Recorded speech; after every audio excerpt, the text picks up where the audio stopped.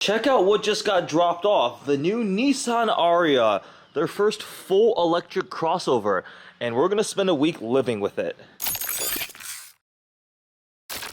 But the thing is, we don't call the gas gas and we don't call the brake brake anymore because there's no gas. I mean, I guess you could still call the brake a brake, but let's be inventive. So the gas pedal is now the vroom vroom pow pedal.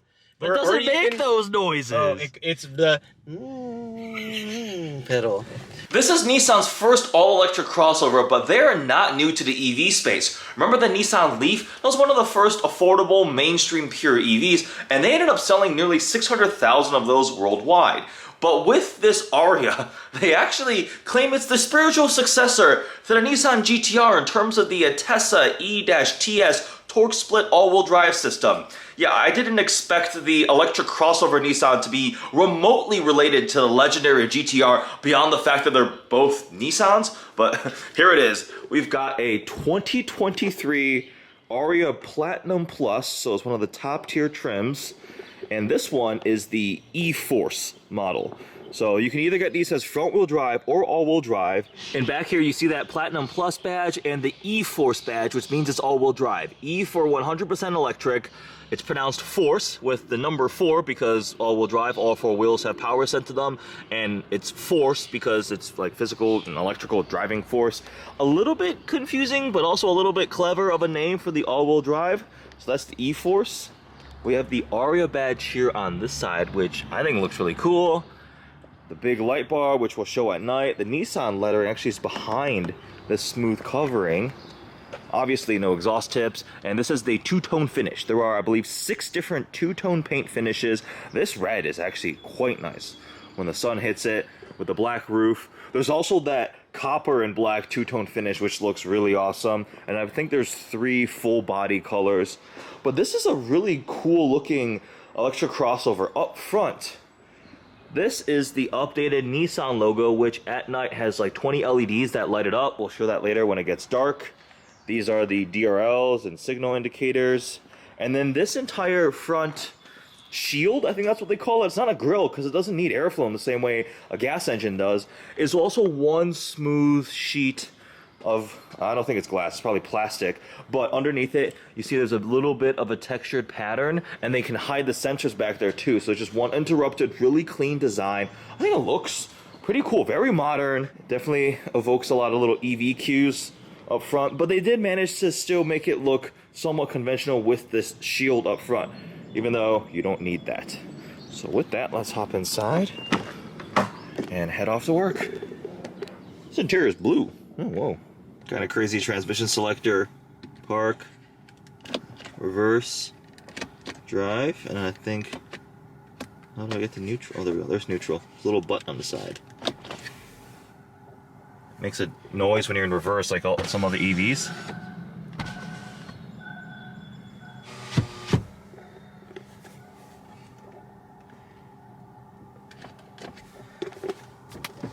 Alrighty.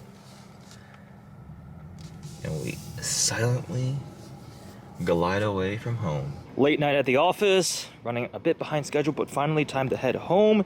It rained quite a bit today. As you approach the Ariya, it lights up to greet you, the DRLs. And you can see the light up new Nissan logo. Come on camera, focus on that. Yeah, that's pretty cool. Oh wow, this thing was so clean. There was like a thunderstorm and I parked under a tree, and now it's like pollen season. Well, that's gross. I am gonna have to get this thing washed again. Great. There's red paint though, even while dirty. It looks pretty cool. I will plug this in and charge it probably. Oh my gosh, what just happened? A tree decided to, ew. Well, this little like rear arrow wing thing back here, covered in gross plant nature things. All right, inside should be clean. Oh, look at that. Like the lighting comes through this like geometric pattern, and also down there you can see also there is a complete pass-through flat load floor because electric vehicle.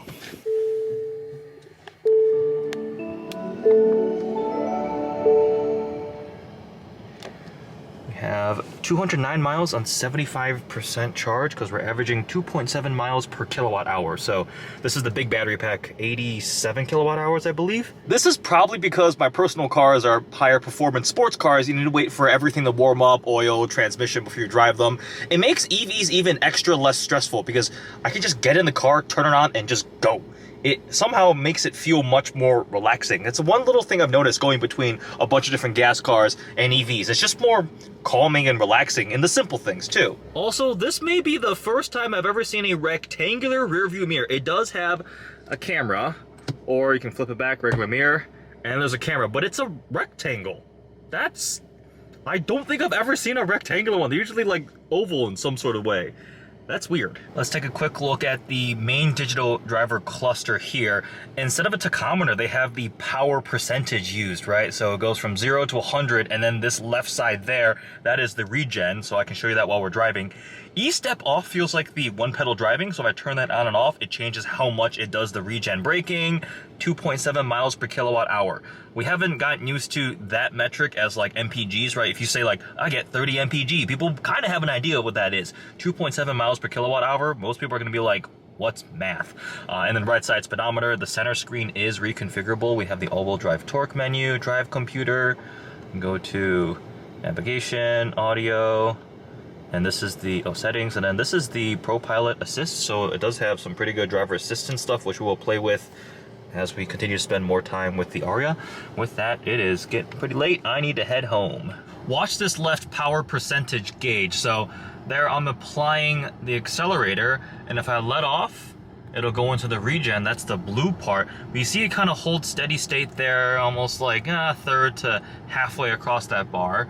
But then if I go into E-step, it like immediately maximizes the amount of regen braking. So if I accelerate a bit and then let off, it like immediately goes to as much slowing down with regen as possible. So it's a nice visual indicator of the difference between the one pedal driving, what they call E-step. Pretty cool post-drive eco drive report. So regen mileage added 5 miles, current 3.3 miles per kilowatt hour. That is pretty nifty. All right, we'll pick this back up tomorrow. Good morning and into the Ariya. Oh, it says E-Force on the door sill. Also, we have like a blue suede interior. It goes across the entire dash. We have those two 12.3-inch digital screens. A lot of newer cars are doing this type of thing. I think I first saw it on like an S-Class. Nice. Look at that.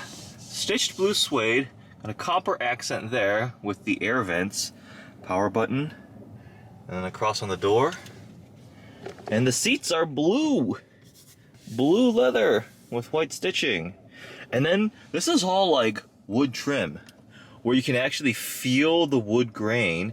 And then we have these like touch light up buttons underneath that vibrate. I know I can't show a button vibrating on camera, but trust me, maybe you can hear it. That's so cool. For temperature, that's the power button. Power parking brakes down here. And then we just have open load floor because we have the battery pack on the bottom, so it's all just flat. We have arrived at work, 67% remaining, 192 miles. This screen shows your torque split. Here's charge time estimates, 5 hours or 100. Wait, that math doesn't make any sense. 7.2. I don't know what the screen means. It's something about charge time, but maybe it's like level 1 or level 2 charger, or level 2 or level 3 charger, whatever it has to be. And then, battery capacity, still at 100%. Off. And now, let's plug in to charging ports on the other side, I think. Charging ports on this side, here we go. Open that up. There we go. Plugged in, indicator light, and I think we're gonna be charging. Charge time, estimated 6 hours. Okay. See how it looks at the end of today. Already unplug the charger. Looks like we have a full charge. Let's see what the range says. 100%, 291 miles of range. I keep looking at this and wanted to say it E-Force, even though it's E-Force. Power on.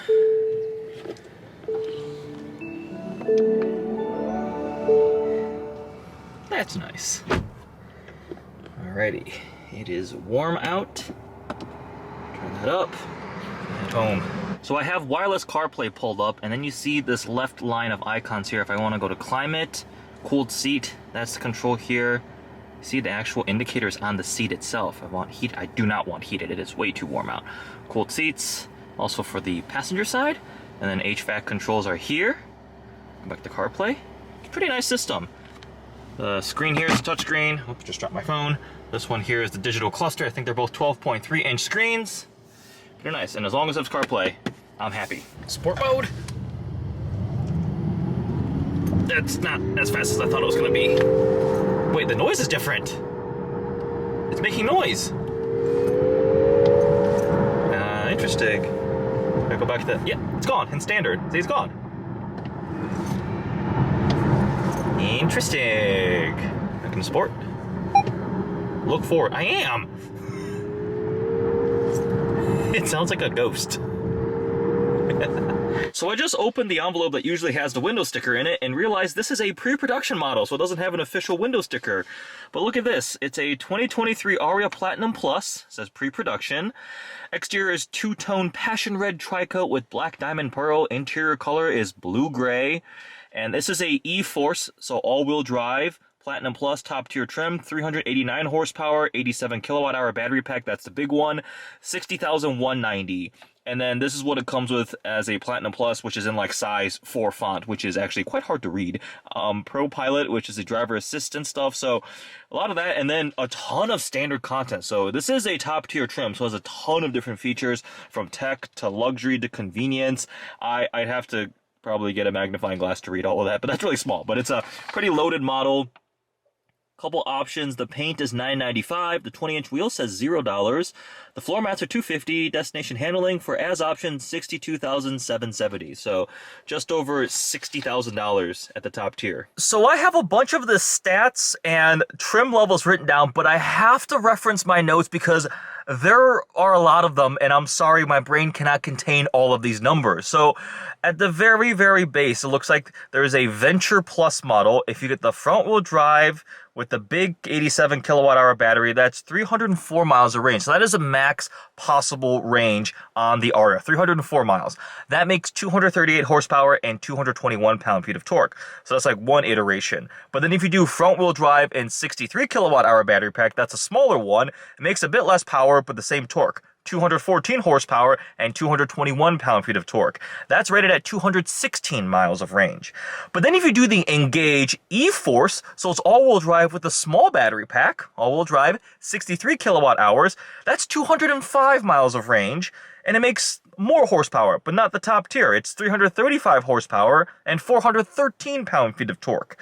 And then if you step up to the Engage Plus E-Force all-wheel drive and the big battery pack at 87 kilowatt hours, that's 272 miles of range and 389 horsepower and 442 pound-feet of torque. So Evolve Plus, Platinum Plus, E-Force, they're all the same in that regard.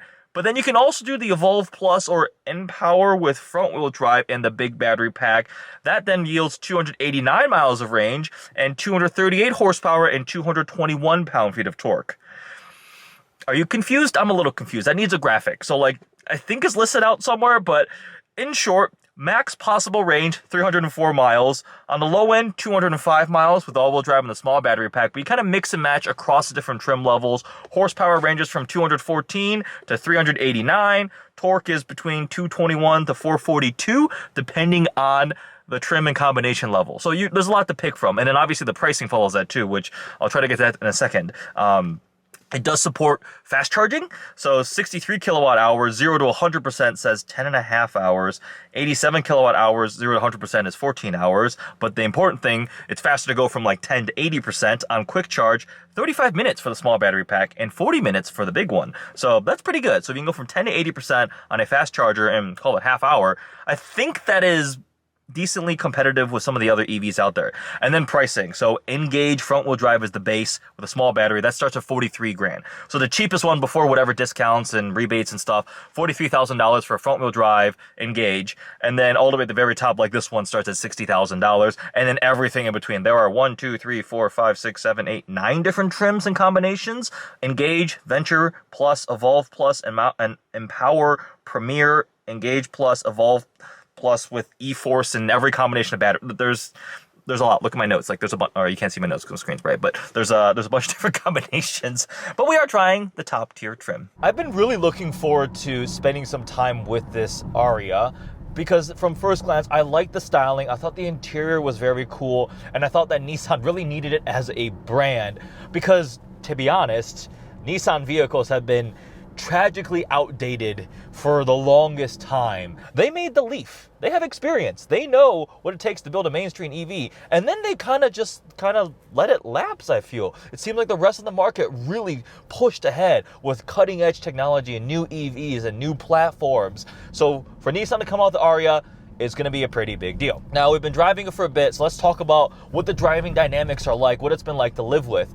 Interesting fact, this has a nearly perfect 50-50 weight distribution. You have the battery pack on the base, which lowers your center of gravity. That being said, this does not feel like a very sporty platform. Even when I go into sport mode, nope, that's eco, that was the wrong way. Sport mode.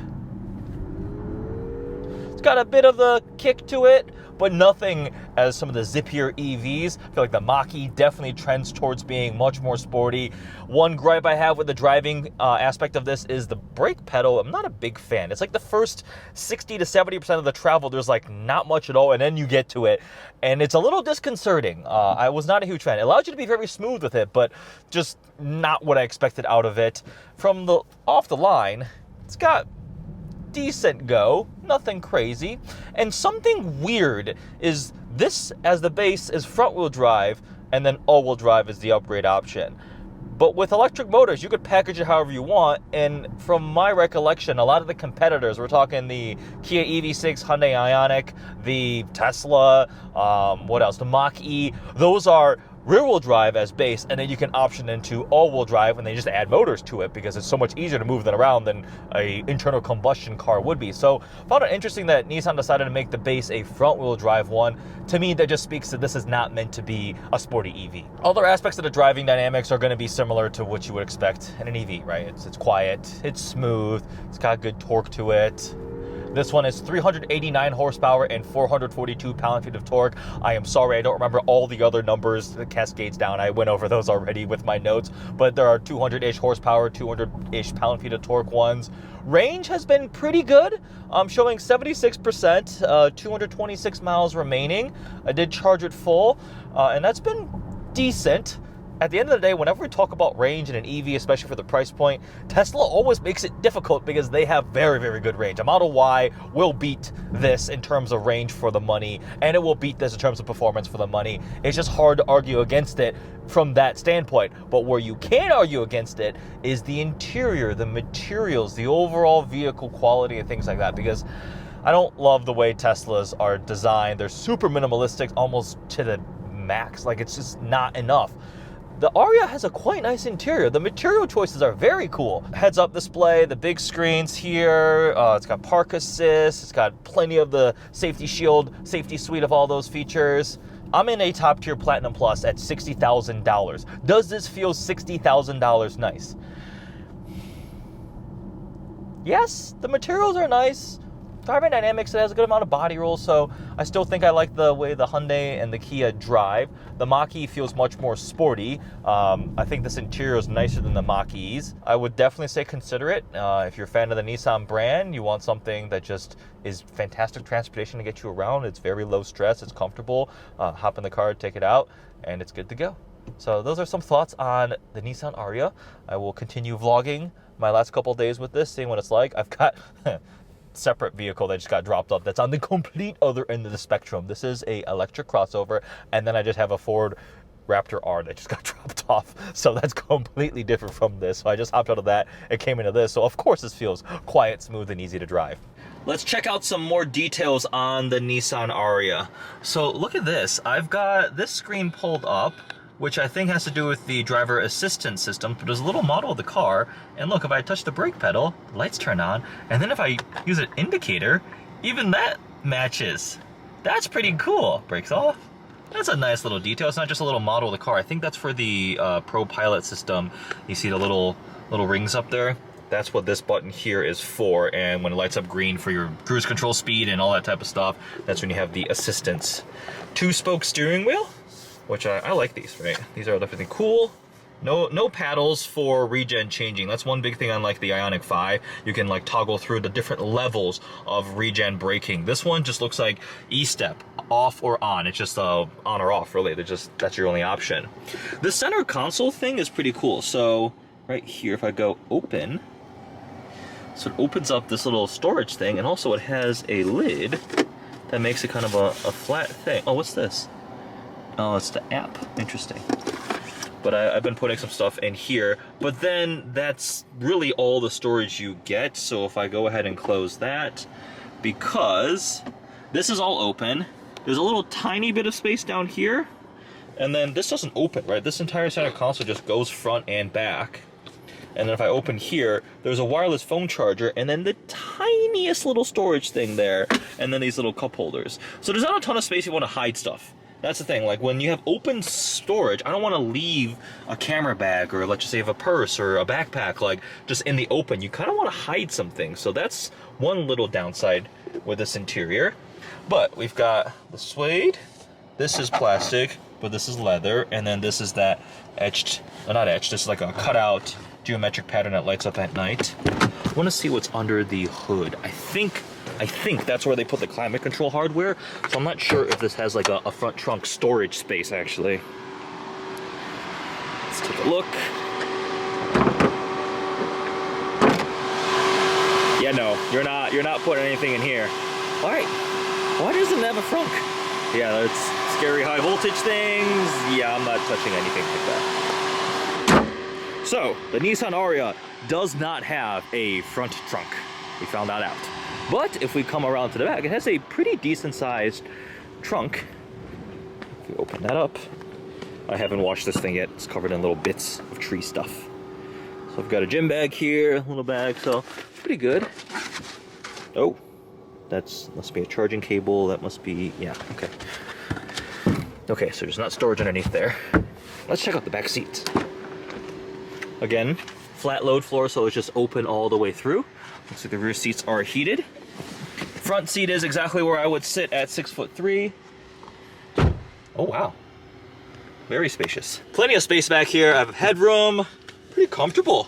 Even for like a bench seat across the back here, these seats are pretty comfortable. Not bad, would not object. Oh, and the back of these seats have like a cloth finish with the leather. You can tickle the driver if you want. And then the wood extends down here. Heated seats, USB-C, USB charging. Cool. All right, with that, I'm gonna go inside, get a workout in on this moderately relaxing Saturday, and we'll pick this back up after the gym. All right, let's go into sport mode. This all-wheel drive model is supposed to do 0 to 60 in 4.8 seconds, so I'm the first at a red light. Let's see what it can do. Yeah, that's not that much.